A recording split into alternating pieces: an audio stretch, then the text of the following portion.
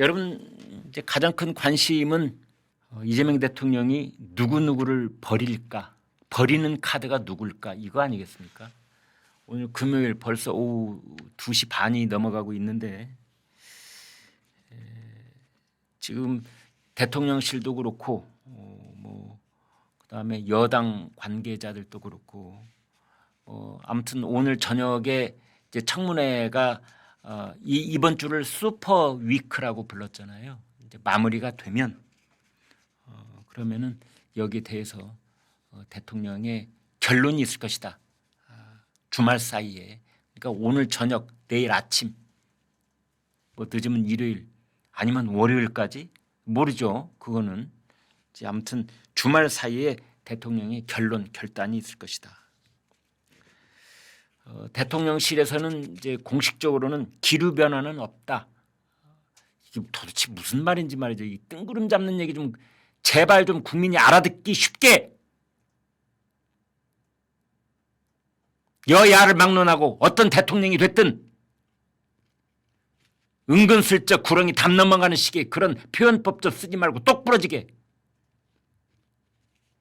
얘기를 해야 된다라고 생각을 하는데요. 아무튼 이규현 홍보수석, 강유정 대변인 기류 변화가 없다 그러고 있고, 또 민주당의 김현정 원내대변인은 최종적으로 대통령이 결정하는 것이다 이렇게 말하고 있습니다.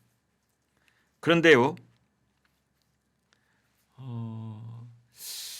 민주당 내에 그 7인회라고 해서 왜 친명계 의원들이 있잖아요. 대통령 명심을 가장 잘 전달하고 표현한다라는 사람들, 김영진 의원 이런 말을 했습니다. MBC 라디오에서 당사자와 인사권자가 깊게 고민할 필요가 있다. 버리라는 거죠. 말을 좀 부드럽게 해서 깊게 고민할 필요, 이 말은 잘라라. 지명 철회해라. 김상욱 의원, 그만 부담을 줬으면 좋겠다 이런 말도 했습니다. 그런가 하면은 범여권이라고 할 수 있는 진보당, 민주노동당, 조국혁신당 이쪽에서도 사퇴하라 이렇게 한 목소리를 내고 있고, 그런가 하면은 참여연대, 전교조, 여성단체에서도 사퇴하라. 그러니까 어떻게 보면은 지금 이재명 대통령에게 직간접적으로 상당한 영향을 행사할 수 있는 각계각층에서 한 목소리로 안 된다. 강선우하고 이진숙은 안 된다. 지금 그런 목소리가 나오고 있다. 친명계 7인회에서 그런 목소리가 나오고 있고, 참여연대, 전교조, 여성단체 여러 곳, 진보당, 민노당, 조국혁신당 거의 이재명 대통령으로서는 뒤로 물러설 곳이 없을 만큼 그렇게 지금 압박이 대단합니다. 그런가 하면 오늘 워낙은 이재명 대통령이 부산에서 타운홀 미팅 하려고 했었는데 이걸 전격적으로 취소를 했어요. 그래서 뭐 일각에서는 비 때문에 취소한 것 아니냐 이런 말도 있는데, 그러나 정치권에서는 아니야. 비도 물론 그중에 한 가지 이유겠지만 그보다는 지금 청문회 진행되고 있는 것에 대한 부정적 여론을 의식한 것이다. 국정 동력에 부정적인 영향을 끼칠 것에 대한 우려 때문인 것이다. 저는 이렇게 봅니다. 어쨌든 이재명 제1기 내각 출범에 아주 선명한 스크래치가, 이 생채기가 쭉 하고 그어진 건 사실입니다. 이걸 덮고 넘어가려고 한다든지 이걸 부인하려고 한다든지 그러면 여론은 더 악화되는 겁니다. 그래서 곪은 것은 도려내고 짜내고 가는 것이 오히려 이재명 제1기 내각 출범에는 더 도움이 될 것이다 라는 생각이 드는 거고요. 그 다음에 더 중요한 것은 한 명을 자르든 2명을 자르든 야당의 요구를 받아들여서 3명을 자르든 대통령과 대통령 비서실장은 반드시 사과를 해야 된다. 이것을 본인들이 흠이 그렇게 많아서 어쩔 수 없었잖아, 이런 식으로 넘어가서는 절대 아니 되옵니다. 왜냐? 흠결이 있는 사람들은 흠결이 있는 사람들대로 그 사람의 잘못이지만 그보다 더 큰 것은 그 흠결을 보지 못하고 그 중차대한 국무위원 장관 자리에 지명을 한 대통령과 대통령실의 잘못이 훨씬 더 큰 것이다. 그래서 국민들로 하여금 분노케 만들고 혼란스럽게 만든 그 잘못에 대한 유감 표명은 반드시 있어야 된다. 문재인 전 대통령을 비롯해서 박근혜 전 대통령, 이명박 전 대통령, 노무현 전 대통령도 다양한 방식으로 거기에 대한 유감 표명도 하고 제도 개선의 약속도 했었다. 따라서 이재명 대통령과 대통령실은 이 문제에 대해서 주말에 어떤 결심을 하고 어떤 결과를 국민 앞에 내놓든지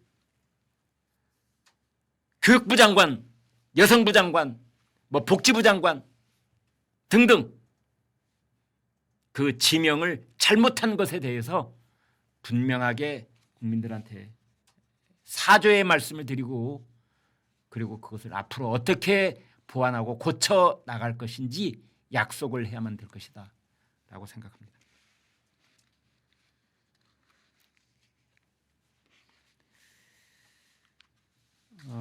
오늘은 지금 인사청문이 윤호중 행안부 장관 후보자, 그 다음에 정은경 복지부 장관 후보자 진행되고 있습니다. 그 다음에 나중에 이제 그 장관에 지명이 된 김윤덕 국토부 장관 후보자하고 최휘영 문화부 장관 후보자는 29일, 7월 29일 다다음 주죠. 그때 청문회가 열릴 예정입니다.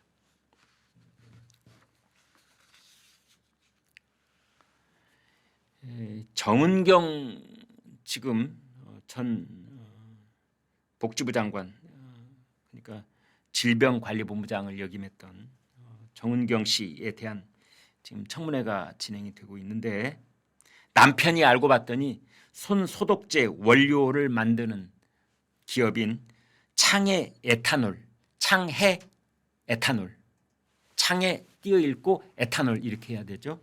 여기 주식으로 200만 원 배당 소득을 2천만 원, 죄송합니다.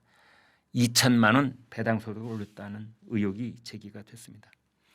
그런데 이번 청문 과정에서도 참 그 후보자들이 한치 앞을 못 보고 거짓말을 하는, 지금 세상이 어떤 세상인지 아직 잘 모르는 것 같은 거짓말을 늘어놓아서 또 한 번 눈살을 찌푸리게 하고 있는데, 정은경 후보자는 이익을 실현한 사실이 없다라고 말한 바가 있습니다. 그런데 알고 봤더니 창해 에탄올 주식 배당 소득 2천여만 원, 이 거짓말입니다. 거짓말. 강선우 여가부 장관 후보자도 거짓말을 했잖아요. 나는 보좌관한테 쓰레기 치우라고 시킨 바 없다. 그렇게 얘기를 해서 그 말이 그런가 보다 했는데 알고 봤더니 그 보좌관하고 문자 보는 게 들통이 났잖아요. 보좌관한테 쓰레기 현관 앞에 내놨으니까 그거 가지고 갔다가 어떻게 해. 만약 문자가 안 나왔으면 그 거짓말을 끝까지 우겼을 거 아니겠습니까? 또 뭐 보좌관에 대해서 법적 조치를 취하려고 마음먹은 생각도 한 적 없다 이런 말을 했는데 그랬었나? 그냥 말만 좀 그렇게 하고 억울하니까 뭐 그랬나? 알고 봤더니 언론사에 보낸 답변서에는 지금 그런 헛소리를 하고 있는 보좌관들에 대해서 법적 조치가 진행 중이다. 이렇게 지금 벌써 답변서를 내보낸 게 있어서 불과 몇 시간 만에 거짓말을 한 게 들통이 나버리잖아요.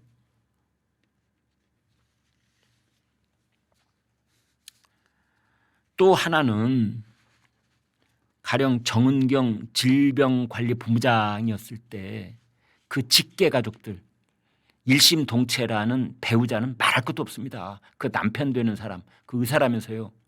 그 사람이 가지고 있는 주식에 대해서는 직무 관련성을 심사를 받습니다. 저도 이거 해봤습니다. 저도 얼마 작년에도 했습니다. 저 이거. 예. 제가 액수는 많지 않지만 저도 주식을 가지고 있거든요. 그 주식을 고스란히 어떤 식으로 하는 줄 아십니까? 몇 년, 몇 월, 며칠에 무슨 주식을 얼마를 팔았고 어떤 주식을 새로 샀고 언제 몇 월, 며칠 날짜 기준으로 그때 시가가 얼마짜리였고 이런 것을 전부 다 나의 주식을 그 관리해주고 있는 증권회사한테 연락하면 그 자료가 딱 옵니다. 그러면 그것을 거기다가 갖다 내도록 돼 있는 겁니다. 심사를 받도록 돼 있는 거예요. 조마조마한 마음으로.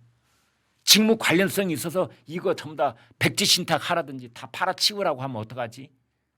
그렇지 않아도 그동안 손해가 막 막심한데 이런 마음 다들이 있거든요.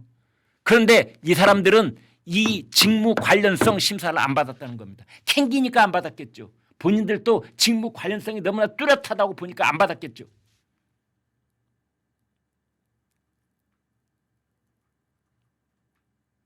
부인 되는 사람은 매일같이 카메라와 마이크 앞에 가서 코로나에 대해서 어떻게 예방을 해야 됩니다. 지금 치료는 어떻게 하고 있습니다. 소독을 어떻게 해야 됩니다. 이런 얘기를 하고 있는 그 사이에 남편은 이 손 소독제를 만드는 회사에 주식을 투자해서 돈을 벌고 있었다니.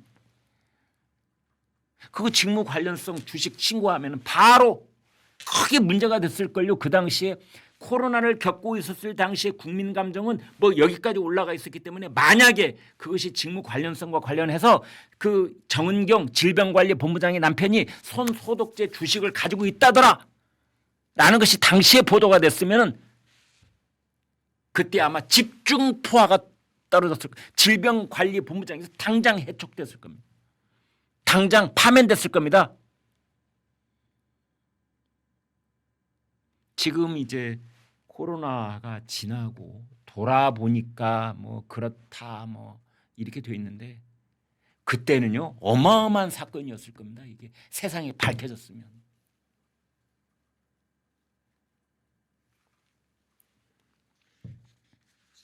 또 정은경 후보자에게는 민주당하고 조국 혁신당 국회의원 5명한테 정치 후원금을 냈더라고요.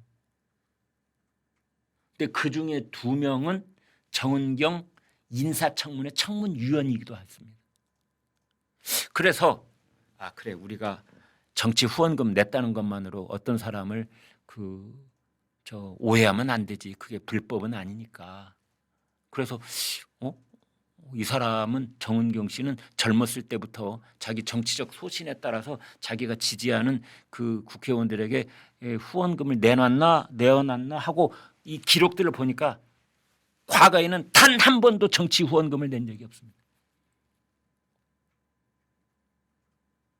이건 또 뭔가? 더더군다나 질병관리청장 재직 시절에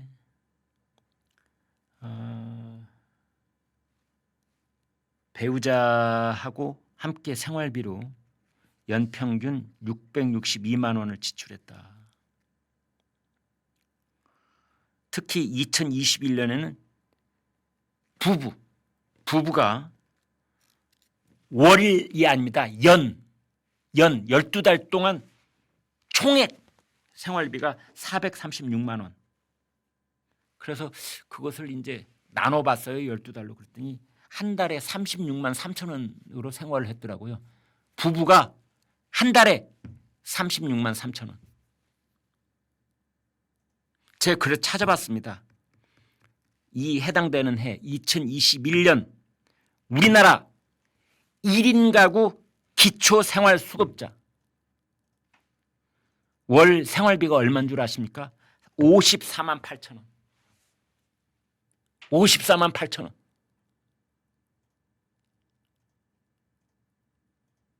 남편은 의사고 꽤 잘 나가는 의사고 그다음에 부인은 정부 고위 공직자고 질병관리청장.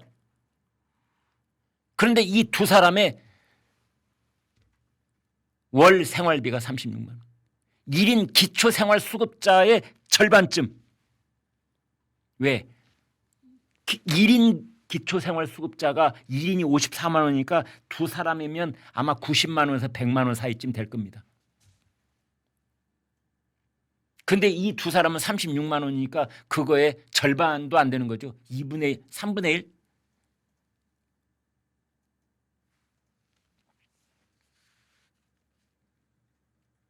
여기에 대한 변명을 뭐라고 했느냐. 남편은 경남 창녕 요양병원에서 근무를 했고 본인은 병원 내 숙소와 구내 식당을 주로 이용했다. 자기가 몸담고 있는 관청의 구내 식당에서 밥을 먹어서 밥값이 일절 안 들어가. 밥값만 나가나? 휴대폰 사용비 통신비 안 내나? 옷은 안 사입나? 경조사비 안 내나? 오로지 밥만 먹나 그 집은? 모든 밥을 하루 3끼 정은경은 질병관리청에 가서 먹고 그다음에 남편은 뭐 요양병원에 가서 먹나? 이 부부는 주말에 만나면 외식 안 하나? 돈 안 들어가나? 냉장고는 텅텅 비어있나? 냉장고는 그냥 수돗물 받아서 그냥 넣어놓나?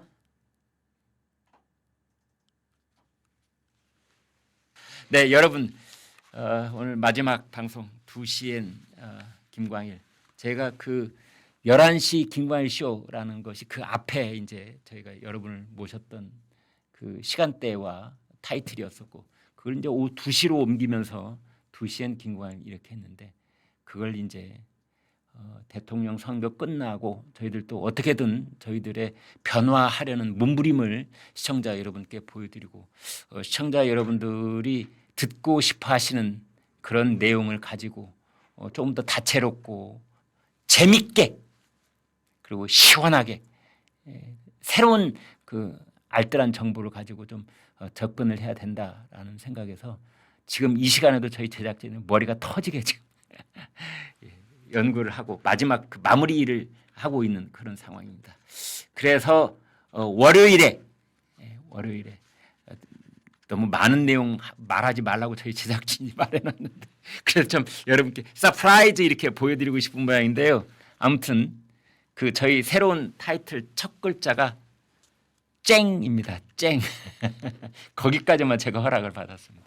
그래서 월요일에 전혀 달라진 모습으로 여러분께 찾아가 뵙도록 하겠습니다. 여러분 그동안 정말 감사했습니다. 대단히 고맙습니다.